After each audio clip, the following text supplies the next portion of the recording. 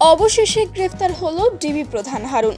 ছদ্মবেশে দেয়াল টপকে পালাতে গিয়ে ধরা পড়েন দীর্ঘদিন মানুষের উপর অত্যাচার করা ডিবি হারুন। সাবেক প্রধানমন্ত্রী শেখ হাসিনার পদত্যাগের পর একের পর এক ধরা পড়ছে তার কাছের মানুষরা। শেখ হাসিনা নিজে পালিয়ে গেলেও রক্ষা করতে পারেনি কাছের লোকদের। নানা অপকর্ম, গুম, অপহরণ, টর্চারের কারণে ডিবি হারুন বর্তমানে সমালোচিত এক নাম। আর এসব অবৈধ কাজে পারদর্শী হওয়াতে খুব সহজেই প্রধানমন্ত্রীর কাছের লোকে পরিণত হন এই হারুন। একের পর এক প্রমোশন পেয়ে হয়ে যান ডিবি প্রধান।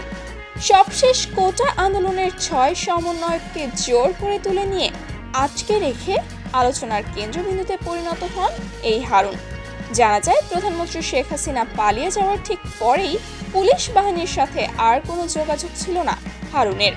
সে সময় দেয়াল টপকে, মুখে মাস্ক পরে এবং সাধারণ কাপড় পরে এয়ারপোর্টের দিকে যেতে গিয়ে আটক হন হারুন।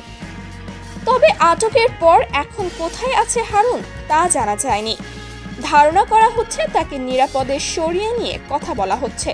কার নির্দেশে সে 6 সমন্বয়ককে আটকে রেখেছিল সে বিষয়ে তদন্ত করা হচ্ছে। ধারণা করা হচ্ছে নানা অপকর্মে জর্জরিত ডিবি হারুনকে হয়তো বাকি জীবনটা জেলে বসেই কাটাতে হবে। আর তার বিরুদ্ধে মানবতা বিরোধী একাধিক কর্মকাণ্ডের প্রমাণও রয়েছে।